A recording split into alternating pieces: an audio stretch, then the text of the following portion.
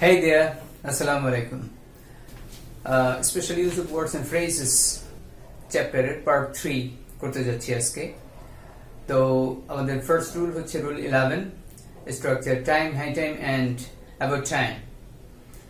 তো আমরা এই স্ট্রাকচারটা শেখার জন্য ডায়ালগ দেখব। ডায়ালগ হচ্ছে ছেলে এবং বাবা এবং মায়ের মধ্যে ডায়ালগ। মনে করো ছেলে মাস্টার ডিগ্রি এক্সাম শেষ করলো। শেষ করার পর একদিন বাবা এবং ছেলের মধ্যে সন্ধ্যাবেলায় চা খাওয়ার সময় কথা হচ্ছে। তো বাবা বলছেন এখন একটা চাকরি নেওয়ার সময়। তো ছেলে বলছে বুঝতে পারিনি কি বললাম। তখন বাবা বললেন যে এখন তোমার একটা চাকরি নেওয়ার উপযুক্ত সময়। আমরা প্রথম এই দুটো কথা একটু দেখে আসি। যেমন বাবা বললেন father it's time to get a job, অর্থাৎ এখন একটা জব বা চাকরি নেওয়ার সময়। তখন হয়তো এখানে ছেলে বলল যে what did you say, I didn't understand বাবা। তখন বাবা বললেন, অর্থাৎ যেহেতু ছেলে ভালো মতো বুঝতে পারেনি, বাবা আবারও বললেন কথাটা it's time for you to get a job, অর্থাৎ তোমার জন্য এখন একটা চাকরি নেওয়ার উপযুক্ত সময়। তো আমরা এই যে দুটো সেন্টেন্স যদি ব্যাখ্যা করি সেটা হচ্ছে দাঁড়ায় কোনো কাজ করার এখনই উপযুক্ত সময় বা পারফেক্ট টাইম। সো এটাই হচ্ছে it's time to get a job, এখনই চাকরি নেওয়ার উপযুক্ত সময়। আবার দ্বিতীয় সেন্টেন্সে বলা হচ্ছে it's time for you to get a job, এখনই তোমার জন্য চাকরি নেওয়ার উপযুক্ত সময়। দেখো দুটোর মধ্যে ডিফারেন্সটা হচ্ছে এখানে ফর ইউ বলা আছে, কার জন্য কাজটা করতে হবে সেটা স্পষ্ট করে দেয়া, এই জন্য ফর ইউ। তো হতে পারে এখানে for me, for him, for her etcetera. তো এই আর এটা হলো ডিফারেন্স। আর সিমিলারিটি হচ্ছে দুটো দিয়েই হচ্ছে বলা হচ্ছে এখনই কোনো কাজ করার উপযুক্ত সময়। আচ্ছা, গেল ওই দিনের কথা। মনে করো 1 বছর কেটে গেল, এই গ্যাপটাতে 1 বছর কেটে গেল, কিন্তু ছেলে কোনো চাকরি পায়নি বা কোনো না কোনো কারণে চাকরি নেয়নি সে। তারপর আরো একদিন এভাবে সন্ধ্যায় চা খেতে খেতে বাবা ছেলেকে বলছেন it's time you got a job, অথবা it's about time you got a job. অর্থ হচ্ছে অলরেডি কিছুটা দেরি হয়ে গেছে, এখনো যদি তুমি চাকরি না নাও তাহলে তোমার হয়তো বয়স শেষ হয়ে যাবে বা যে কোনো কারণে চাকরি নাও পেতে পারো। অর্থাৎ চাকরি নেয়ার যে উপযুক্ত সময়টা সেটা শুরু হয়ে গেছে অনেক আগেই, এখন একদম শেষ মুহূর্তে চলে আসছো। এখনো যদি চাকরি না নাও তাহলে তুমি চাকরি নাও পেতে পারো। তাহলে দেখো এই যে দুটো সেন্টেন্স, এই দুটো সেন্টেন্স দিয়ে বলা হচ্ছে কোনো কাজ করার উপযুক্ত সময় অলরেডি শুরু হয়ে গেছে এবং কিছুটা অলরেডি দেরিও হয়ে গেছে।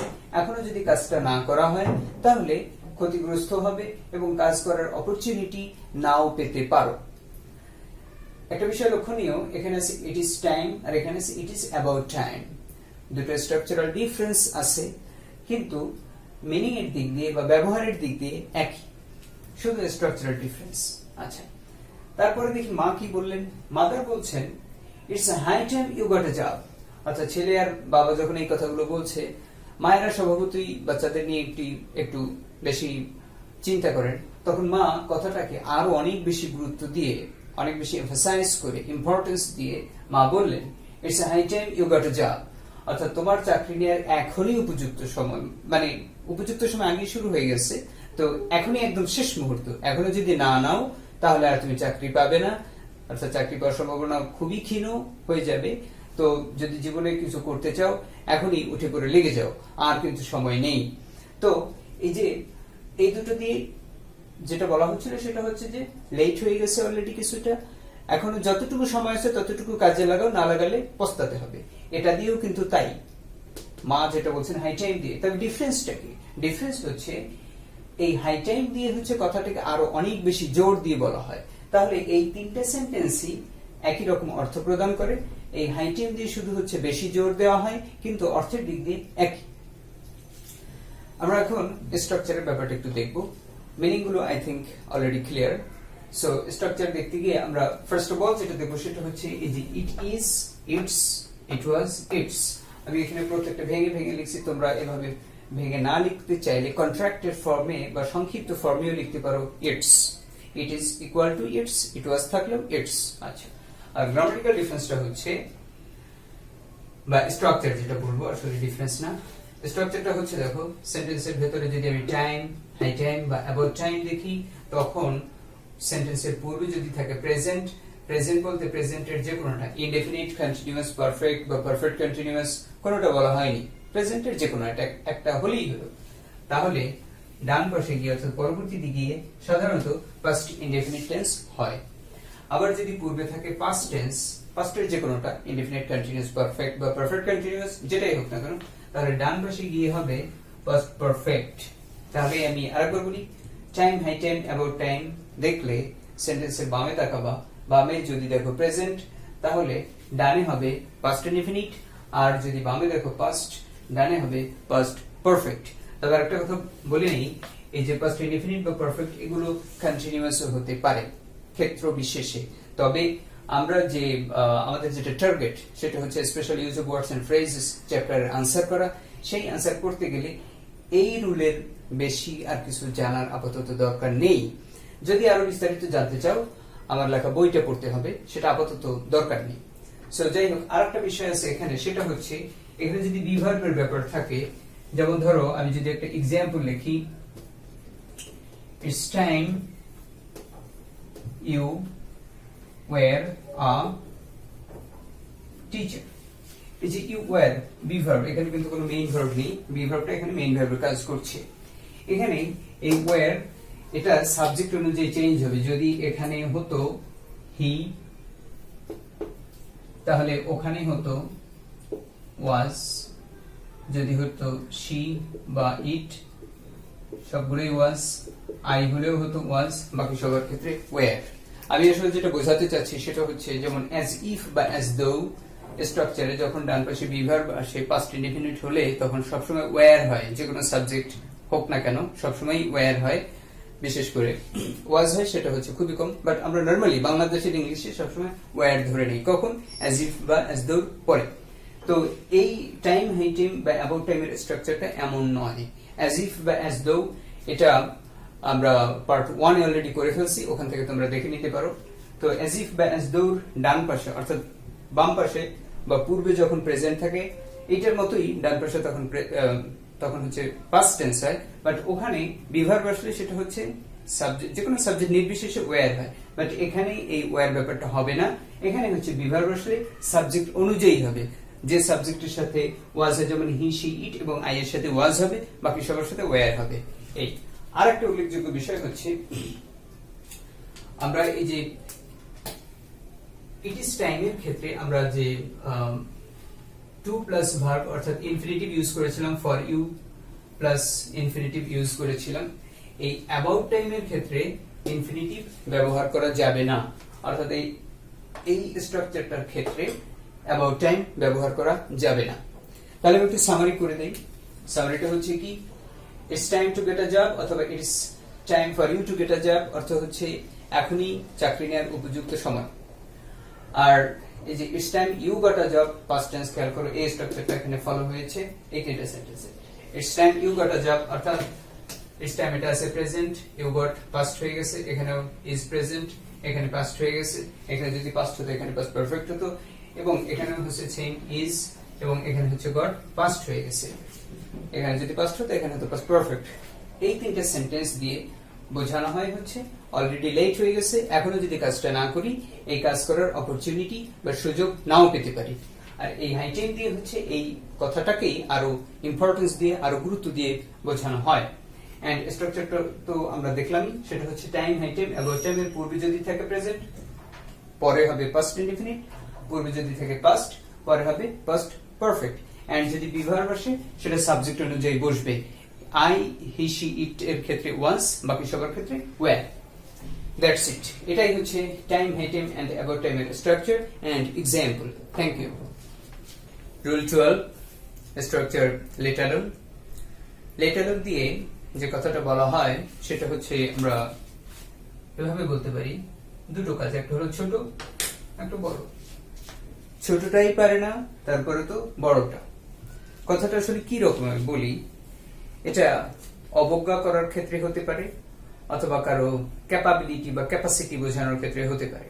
ফর এক্সাম্পল, অবজ্ঞা করা। যেমন হয়তো এক ফ্রেন্ড সে বলছে, জানিস আমি যদি প্লাস পাই এসএসসি তে, তাহলে এইচএসসি তে তোদের সাথে দেখা হবে যখন আমি বিএমডব্লিউ চালিয়ে মানে ক্লাসে আসবো।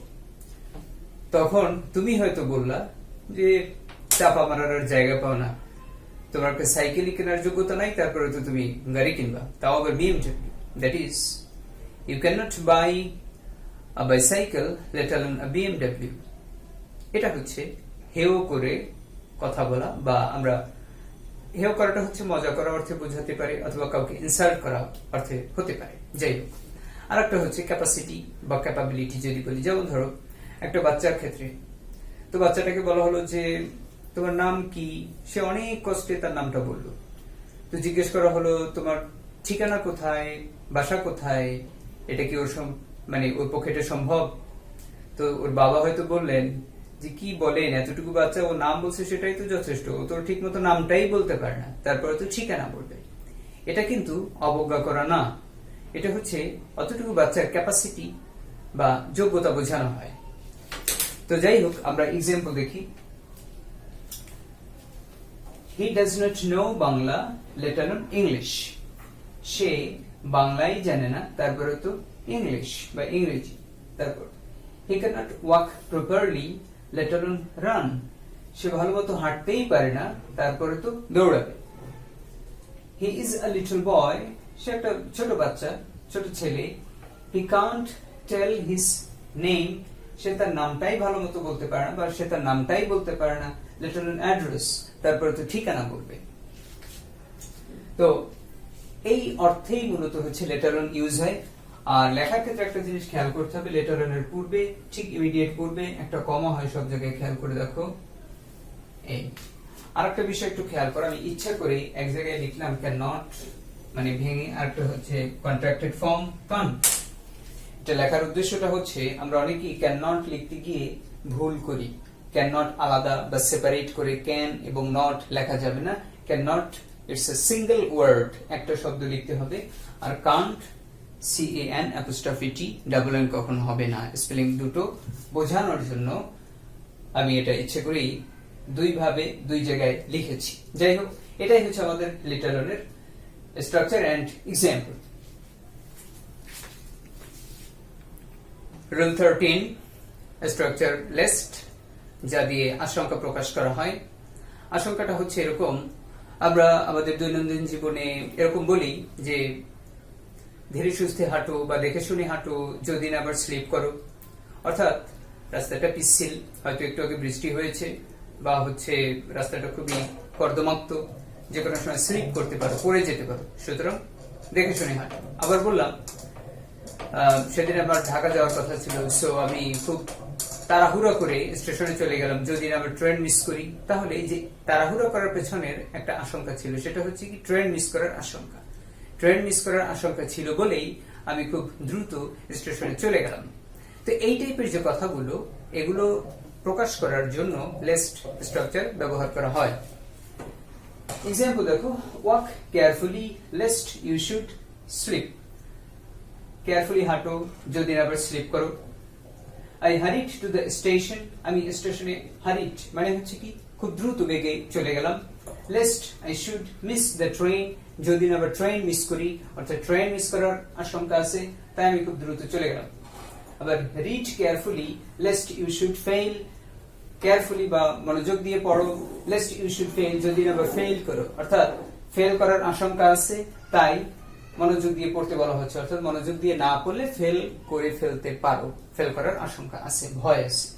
যাই হোক, স্ট্রাকচারটা হচ্ছে শুরুতে একটা সেন্টেন্স হবে, সেটা হতে পারে কোনো একটা ক্লজ, আর এরপরে হচ্ছে লিস্ট, তারপরে সাবজেক্ট প্লাস শুড বা মাইট প্লাস ভার্বের ওয়ান, মানে ভার্বের প্রেজেন্ট ফর্ম। এখানে আমরা মাইট কোথাও ইউজ করিনি, সব জায়গায় হচ্ছে আমরা শুড ইউজ করেছি। তুমি চাইলে মাইট ইউজ করতে পারো, একই রকমের অর্থ হবে, অর্থের কোনো ভিন্নতা নাই, শুধু হচ্ছে স্ট্রাকচারাল ডিফারেন্স, আর কিছুই না। আর একটা বিষয় খেয়াল রাখতে হবে, এই যেটা শুড বা মাইট যাই হোক না কেন, এর পরে যে ভার্বটা, যেমন এখানে আছে মিস, এখানে আছে স্লিপ, এখানে হচ্ছে ফেইল, ভার্বগুলো নেতিবাচক হবে, তবে নট বা নেগেটিভ হবে না। নেতিবাচক এবং নেগেটিভটা কি? নেতিবাচক হচ্ছে যেমন ধরো ক্যাচ, ধরা, ধরতে না পারা, মিস, তাহলে ক্যাচ এটা নিশ্চয়ই নেতিবাচক না, মিস হচ্ছে নেতিবাচক। পাস, পরীক্ষায় উতরে যাওয়া বা এক্সামে পাস করা যেটা আমরা বলি, আর এটা হচ্ছে নেতিবাচক না, এটা একটা পজিটিভ একটা ব্যাপার। কিন্তু যদি আমরা ফেল করি এটাই হচ্ছে নেতিবাচক। তো এরকমের নেতিবাচক ভার্ব ইউজ হবে শুড বা মাইট এর পর, তবে নট ইউজ করা যাবে না, এটা মাথায় রাখতে হবে। যাই হোক, তো আমরা তো যেহেতু special use of words and phrases করতেছি, ওখানে আমাদেরকে শুধু ক্লু দেখে বসিয়ে দিতে হবে। এখানে এই ব্যাপারগুলো আমাদের হাতে নেই, কোনো চেঞ্জ আমরা করবো না। তবে কমপ্লিটিং সেন্টেন্সে এই লিস্টের ইউজ থাকে, রাইট ফর্মস অফ ভার্বস এর স্ট্রাকচারে লিস্টের ইউজ থাকে, ওই সময় মাথায় রাখতে হবে ব্যাপারটা। তো আমরা লিস্টের স্ট্রাকচার এন্ড এক্সাম্পলস দেখে নিলাম। Rule 14, structure no sooner, scarcely and hardly। এই স্ট্রাকচার দিয়ে বোঝানো হয় কোনো কাজ করতে না করতেই আরেকটি কাজ করা বা ঘটতে না ঘটতেই আরেকটি কাজ ঘটা। আমরা উদাহরণ হিসেবে বলতে পারি, আমি হয়তো একটা গোলাপ ফুল ধরলাম, ধরার সাথে সাথে একটা পাপড়ি পড়ে গেল, তাহলে আমি বলতে পারি আমি ফুলটা ধরতে না ধরতেই একটা পাপড়ি পড়ে গেল। আবার তুমি হয়তো একটা পাখির দিকে বন্দুক তাক করেছো, গুলি করবে, তাক করতে না করতেই পাখিটা এটা নোটিস করলো, সে উড়ে চলে গেল, তাহলে আমি বন্দুক তাক করতে না করতেই পাখিটি উড়ে গেল। ঠিক এই রকম আর কি, একটি কাজ করতে না করতেই আর একটা কাজ করা বা একটি ঘটনা ঘটতে না ঘটতেই আরেকটি ঘটনা ঘটে যাওয়া ইত্যাদি বোঝাতে no sooner, scarcely এবং hardly স্ট্রাকচার ব্যবহৃত হয়। আমরা এক্সাম্পল গুলো দেখে নিই। যেমন no sooner had I done than you did, অর্থাৎ আমি করতে না করতেই তুমি করেছিলে। scarcely had I done when you did, আমি করতে না করতেই তুমি করেছিলে। hardly had I done when অথবা before you did, আমি করতে না করতেই তুমি করেছিলে। দেখো এখানে সব জায়গায় হচ্ছে ডু মেইন ভার্ব হিসেবে ব্যবহার করা হয়েছে এবং সাবজেক্ট সবগুলোতে আই এবং ওইদিকে সবগুলো ইউ। এটা হলো স্ট্রাকচার। মূলত এই তিনটা সেন্টেন্সকে তুমি স্ট্রাকচার হিসেবে মনে রাখতে পারবে। স্ট্রাকচারটা আসলে কি আমরা একটু দেখে নিই। no sooner দিয়ে শুরু, এরপরে হচ্ছে had, এরপরে সাবজেক্ট, এরপর ভার্বের 3। এখানে কিন্তু একই রকম, scarcely দিয়ে শুরু, had, সাবজেক্ট, ভার্বের 3 একই রকম। hardly, had, সাবজেক্ট, ভার্বের 3 সেম। আর no sooner দিয়ে শুরু হলে হচ্ছে এখানে than হয়, scarcely দিয়ে শুরু হলে when হয়, আর hardly দিয়ে শুরু হলে when বা before এর যে কোনো একটা হয়। তারপরের অংশ দেখো you did, you did, you did মানে past indefinite tense। টেন্সের ভিন্নতা হতে পারে, তবে আমাদের এই অর্থাৎ special use of words and phrases answer করতে গেলে আমরা এই স্ট্রাকচারটা ফেস করব বা দেখব, অথবা রাইট ফর্মস অফ ভার্বসে আমরা সেম স্ট্রাকচার দেখব। যাই হোক, তো স্ট্রাকচারটা আমরা দেখলাম কি, no sooner, hardly বা scarcely যেটা দিয়ে শুরু হোক না কেন সবগুলাই হচ্ছে had I done, that is past perfect tense, এবং তারপর ওই দিকে গিয়ে অন্য আরেকটা ক্লজ যুক্ত হলো ডান পাশে, সেটা হচ্ছে সবগুলো past indefinite। এবং এই যে দুটো ক্লজ যুক্ত করার জন্য no sooner এর স্ট্রাকচারটাকে যুক্ত করেছে সে than, THAN, ই না কিন্তু AN, আর scarcely এর স্ট্রাকচারটা যুক্ত করেছে when, hardly এর স্ট্রাকচারটা যুক্ত করেছে when বা before। যাই হোক, এটাই হচ্ছে আমাদের স্ট্রাকচার। সেগুলো মূলত আমরা এই তিনটা সেন্টেন্স মুখস্থ রাখবো এবং এই সাবজেক্টের জায়গায় বা ভার্বের জায়গায় ডিফারেন্ট সাবজেক্ট বা ডিফারেন্ট ভার্ব বসিয়ে আমরা নতুন নতুন অর্থ প্রদানকারী সেন্টেন্স আমরা বানাতে পারবো। আমরা একটা এক্সাম্পল দেখি যেটা ছোটবেলা থেকে আমরা পড়ে আসছি সব সময়। সেটা হচ্ছে no sooner had the doctor come then the patient died। এই come কিন্তু ভার্বের 3, come, came, come ভার্বের third form, past participle form. তো no sooner had the doctor come অথবা arrived then the patient died, doctor আসতে না আসতেই রোগী মারা গেল। আমরা এটা পড়ে আসছি। তো তুমি সাবজেক্ট চেঞ্জ করে দাও, ডক্টরের জায়গায় পেশেন্ট বসিয়ে দাও। no sooner had the patient come then the পেশেন্টের জায়গায় ডক্টর বসিয়ে দেই, then the doctor died, অর্থাৎ পেশেন্ট বা রোগী আসতে না আসতেই ডাক্তার মরে গেল। যাই হোক, তো এরকম আমরা যে কোনো সেন্টেন্স আমরা বানাতে পারবো এই স্ট্রাকচারের উপর বেস করে। তো এটাই ছিল আমাদের no sooner, scarcely এবং hardly অর্থ, স্ট্রাকচার এন্ড এক্সাম্পল।